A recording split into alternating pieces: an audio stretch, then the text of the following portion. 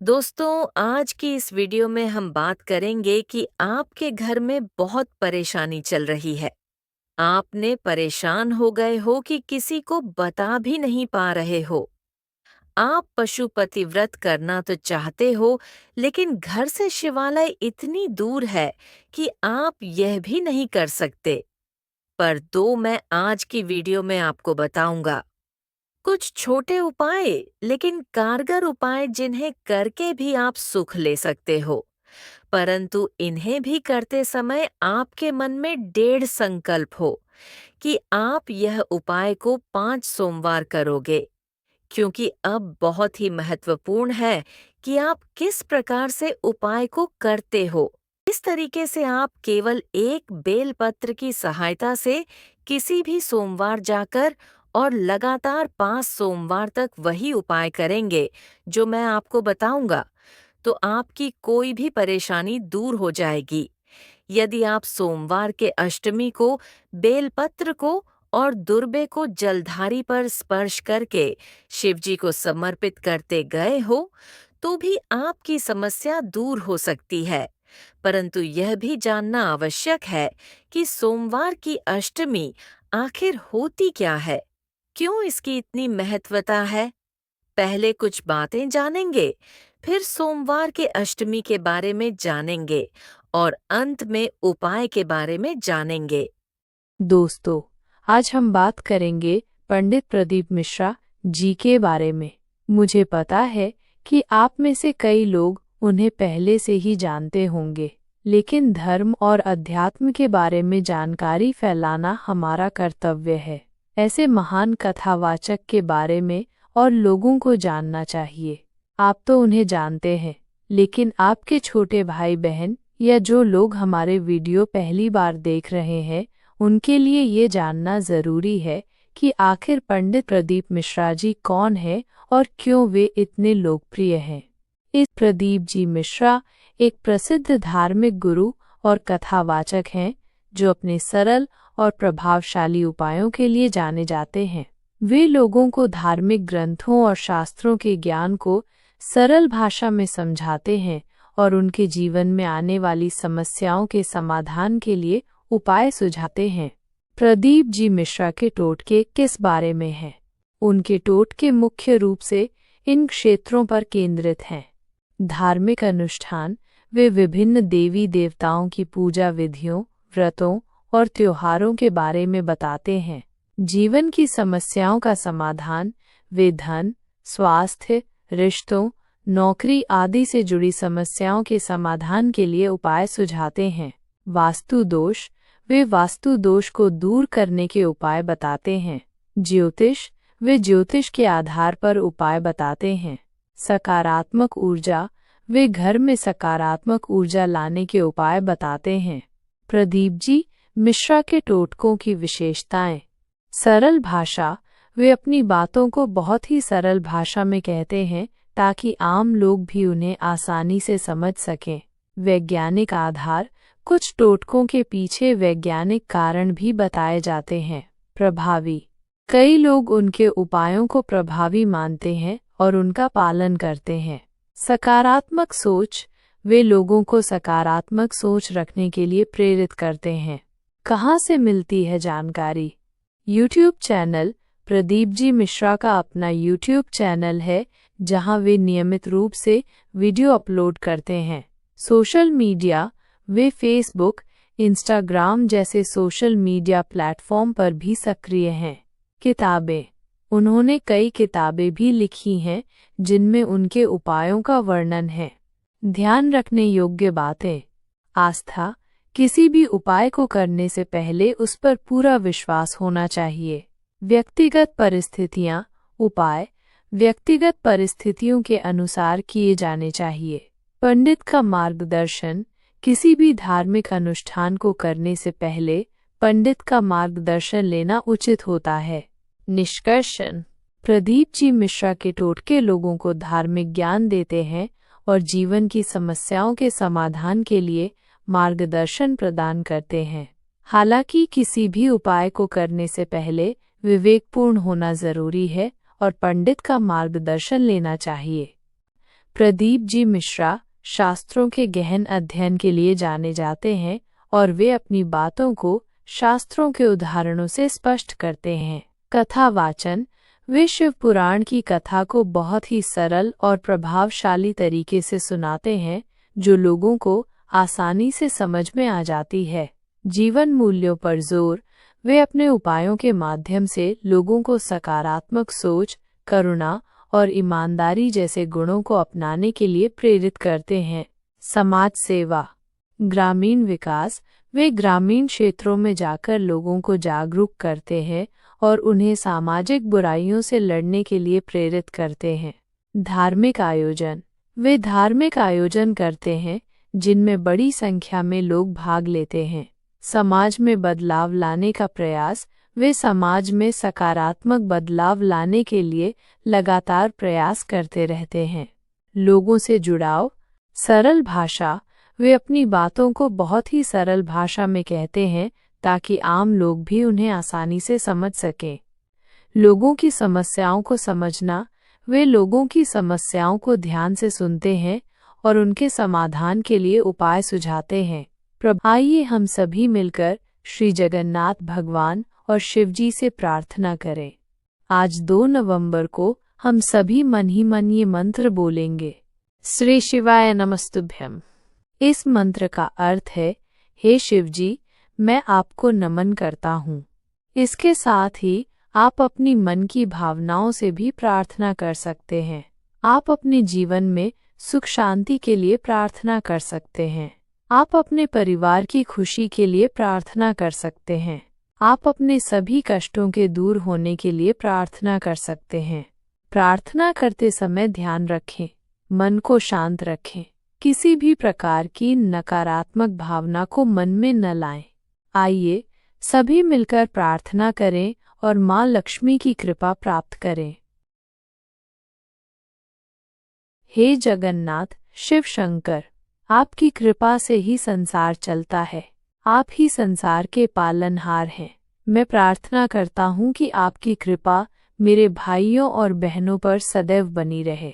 आप उनके जीवन में सुख, शांति और समृद्धि लाएं।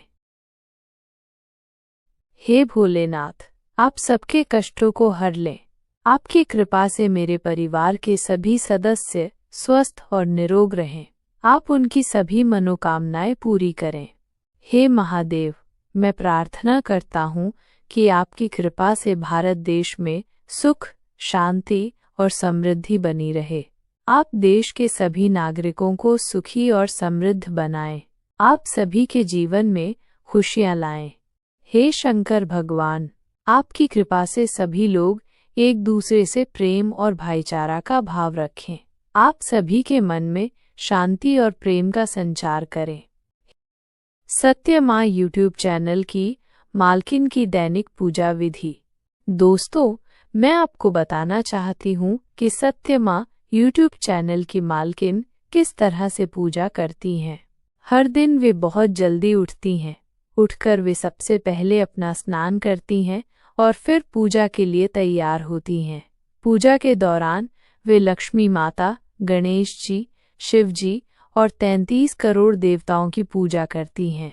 वे शिव जी को गाय का दूध चढ़ाती हैं और कभी-कभी शिव जी का अभिषेक भी करती हैं। पूजा में 1 लोटा जल चढ़ाना बहुत महत्वपूर्ण माना जाता है। शाम को भी वे पूजा करती हैं।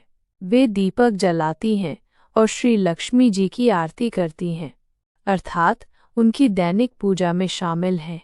प्रातःकालीन पूजा, स्नान, पूजा स्थल तैयार करना, देवी देवताओं का पूजन, अभिषेक और जल अर्पण। सायंकालीन पूजा, दीपदान और आरती। उनकी पूजा विधि हमें सिखाती है कि नियमित रूप से पूजा करने, विभिन्न देवताओं का पूजन करने और शुद्धता के साथ पूजा करने का कितना महत्व है। दोस्तों, आइए जान लेते हैं कि उपाय से क्या सच में लाभ मिलता है या फर किसी के पास समय नहीं है तो वह क्या करें। 200 जी हाँ उपायों से फायदा मिलता है। और दोस्तों, प्रदीप जी मिश्रा जी बहुत ही सही बात को बताते हैं। उनकी वीडियोस में, उनकी जो यूट्यूब चैनल पर जितनी भी वीडियो है, उनकी गाथा जो आस्था चैनल पर भी आती है, उनको जो पत्र मिलते हैं वह भी एकदम रियल होते हैं। दोस्तों, अगर आपको ऐसा लगता है कि उपाय से फायदा नहीं होता है, तो कभी फुर्सत से उनके कमेंट बॉक्स को पढ़े, आपको विश्वास नहीं होगा। कई लोग उनके उपयोग का फायदा उठा रहे हैं। दोस्तों, क्योंकि वह पुराने से संबंधित उपाय देते हैं, इसलिए वह काफी इम्पोर्टेंट है। दोस्तों, किसी भी उपाय को करने से पहले एक बात ध्यान रखें कि आपको ऐसा लगे कि उपाय करने से मेरा क्या ही हो जाएगा, मेरा फायदा मिलेगा, तो उसे सच में आपका फायदा नहीं होता। क्योंकि सबसे बड़ी बात विश्वास होती है। दोस्तों, विश्वास भी दुनिया का है। मैं आकर आपको शिव जी पर पूरा विश्वास है, तो अवश्य ही आप जो भी उपाय करोगे वह सफल हो गई होगा। अब मेरे कई भाई बहन ऐसे भी हैं जिनके पास इतना धन नहीं है। ये ऐसी जगह पर रहते हैं जहां आसपास शिव मंदिर नहीं है। तो आप एक मिट्टी का शिवलिंग बना सकते हैं जिस पर आप यह उपाय कर सकते हैं। दोस्तों, ऐसा जरूरी बिल्कुल भी नहीं है कि आपको शिवालय मंदिर में ही जाना है। शिवालय बहुत ही बढ़िया और धार्मिक स्थल है, लेकिन वहां जाना एक अपने आप में बहुत बड़ी समस्या हो जाती है। क्योंकि अगर आप घर बैराज में रहते हैं तो वहां से वहां पहुंचना बहुत ही मुश्किल है। दोस्तों, वैसे मैं आपको बता दूं, आजकल हमारे यहाँ देवी जो है वह बहुत ही बढ़िया तरीके से हमें आशीर्वाद देने पहुंच रही है और हम उसमें काफी खुश हैं। परंतु मैं आपको यह जानकारी इसीलिए दे रहा हूं जिससे कि देवी का आशीर्वाद आप पर भी बना रहे। क्योंकि शिव और पार्वती दोनों ही एक है। माँ देवी, माँ चंडिका, माँ भगवती, माँ बाला, त्रिपुर सुंदरी उमा देवी, माँ उमा शंकरी, सब एक ही है। दोस्तों, इन सभी का आशीर्वाद ग्रहण करेंगे और हम माँ के दिव्य चरणों में उन्हें प्रणाम करेंगे और कहेंगे कि उनसे हमारी सारी मनोकामनाएं पूर्ण हो। दोस्तों, यह उपाय अगर आप नहीं कर सकते हैं तो आप एक लोटा जल शिव जी के मंदिर में अवश्य चढ़ाएं। मैं ये पहले भी बता चुका हूं कि शिव नहीं जाना आवश्यक नहीं है। एप को एक मिट्टी के गमले में जाने की जहां पर आपकी तुलसी माता रहती है, वहीं पर बगल पर एक मिट्टी का गमला होगा, अर्थात मिट्टी का गमला ही नहीं, कमरे के अंदर अगर मिट्टी है तो यूज मिट्टी से शिवलिंग बनाकर उनकी पूजा करके अंत में यूसी मिट्टी को वापस वैसा ही करके रख देना है। शिव जी की पूरी तरीके से पूजा करें और देखिए, कई लोग कहते हैं हमें टाइम नहीं है, समय नहीं। देखे, समय तो आपको निकालना है पड़ेगा। अगर आपके पास समय नहीं है तो कोई बात नहीं, मन ही मन आप शिव का नाम लेता रही है। आपको बस शिव जी का नाम लेना है, बाकी तो वह भोले, वह मेरा भोला देख ही रहा है। दोस्तों, अंत में यही कहना चाहूंगा कि मैं आपको उपाय बताने जा रहा हूं। उससे पहले मेरे साथ आप कहेंगे, देखी मैले। मैं तो नहीं कह सकता हूं, लेकिन चलिए कहते हैं, भोला सब दुख काटो मारा। चलिए दोस्तों, अब उपाय पर बात करते हैं। दोस्तों, मैं एक बार फिर से बता रहा हूं कि यदि आप लोगों को मंदिर में जाने में समस्या होती है, अर्थात आप नहीं जा सकते हैं, अभी के कई लोग कह रहे होंगे कि यह कैसे हैं जो मंदिर में नहीं जा पाते हैं। देखिए, कई समस्याएं होती हैं। कई लोगों की घुटने दर्द करते हैं, काम नहीं करते, वह नहीं जा सकते। तो उनके लिए मैं उपाय बता चुका हूं, उसे उपाय को अवश्य करें। आपकी मनोकामनाएं तब भी पूर्ण होगी ही होगी। देखिए, अब कोई बच्चा है, स्वस्थ है, और वह कहता है, यार कि मेरे बगल में मंदिर है, लेकिन मैं फिर भी यही उपाय कर, तो यह गलत है मेरे भाई। आपको तो मंदिर में जाना ही चाहिए, है ना? आपके तो बगल पर ही मंदिर है, तो आप क्यों मना कर रहे हो?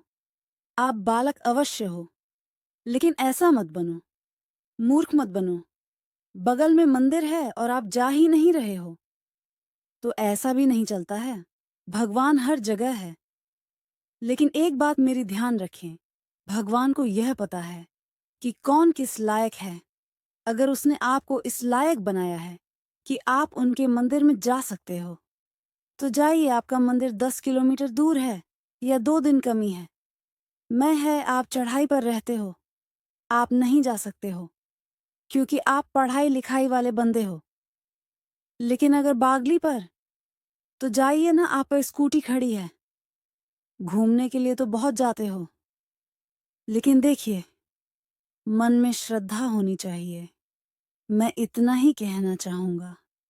ले अब उपाय के बारे में बात कर लेते हैं। जान लेते हैं कि सोमवार की अष्टमी का इतना महत्व क्यों है दोस्तों। सोमवार की अष्टमी के दिन शिव और पार्वती का मिलन होता है और शिव और पार्वती का ही नहीं बल्कि 64 योगिनियां, माता के कुल 81 शक्तियां, उमा शंकरी, नवदुर्गा, कात्यायनी, कुष्मांडा, इन सभी देवियों का मिलन इस दिन शिवजी से हुआ। कहा जाता है इस दिन माता के सभी 51 स्वरूप, स्वयं माता और 64 योगिनियां शिवजी के जलधारी में से निकल रहे जल को ग्रहण करती है और शिवजी को आनंदित कर देती है। दोस्तों, प्रदीप मिश्रा जी ने अपनी कथा में बताया है, इस दिन यदि कोई व्यक्ति एक लोटा जल चढ़ा देता है तो उसे किसी भी कार्य में सफलता अवश्य मिलती है। दोस्तों, आपको मैं भी यही सलाह दूंगा कि दुनिया तो बहुत बहुत रहती रहेगी, परंतु आप इस दुनिया की मत सुनो, अपने कार्य करो और खुश रहो। दुनिया कहेगी एक लोटा जल चढ़ाने से क्या ही होगा। आप कहना मुझे मतलब नहीं कि कुछ होगा या नहीं, मैं अपने शिव को प्रसन्न कर रहा हूँ, मेरे लिए वही काफी है। कि आप लोगों ने सत्यमा यूट्यूब चैनल क्या आप तक सब्सक्राइब किया है? मुझे यकीन है आपने नहीं किया होगा, तो कृपया कर लीजिए। हमें भी सहायता होगी, मोटिवेशन मिलेगा कि हम आपके लिए ऐसे ही उपाय को लेट रहे। दोस्तों, मुझे पता है आप सभी लोग प्रदीप मिश्रा जी की कथाओं को बहुत ही आनंदपूर्वक सुनते हैं, लेकिन देखिए, आप जब कथाओं को सुनते हैं तो उसे समय आप इतने उसमें विभिन्न रहते हैं कि उपायों को आप कहीं ना कहीं मिस कर देते हैं या छोड़ देते हैं। आप सुन नहीं पाते हैं अच्छी तरीके से। इसीलिए हम पुरानी वीडियो से भी कुछ उपाय को निकलते हैं, कुछ नई वीडियो से उपाय को निकलते हैं और उन उपायों को एक साथ एक वीडियो में बताते हैं, जिससे कि आपको ढूंढने में कोई दिक्कत ना हो। इसीलिए दोस्तों, मैं चाहता हूँ कि आप वीडियो को लाइक करके और चैनल को सब्सक्राइब करके हमारी मदद अवश्य करें।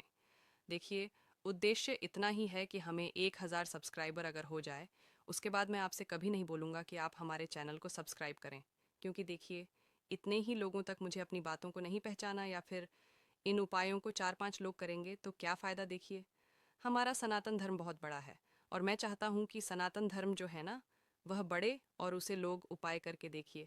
आपके बच्चे का अगर भला हो रहा है तो दूसरों के बच्चे का भी तो कुछ फ़ायदा हो। आप देख रहे हो आपके पड़ोसी के लड़के की नौकरी नहीं लगे, उनसे एक बार पूछो तो सही, क्या ये करोगे? उपाय करोगे आप? प्रदीप मिश्रा जी की कथा देख लो और हमारा चैनल ही साथ में होने शेयर कर दीजिएगा अपने व्हाट्सएप ग्रुप में, तो आपकी बड़ी मेहरबानी होगी। यदि आप ऐसा करते हो तो मतलब मैं तो आपको अपना बड़ा भाई, बड़ी बहन और माता पिता के रूप में देखता हूँ।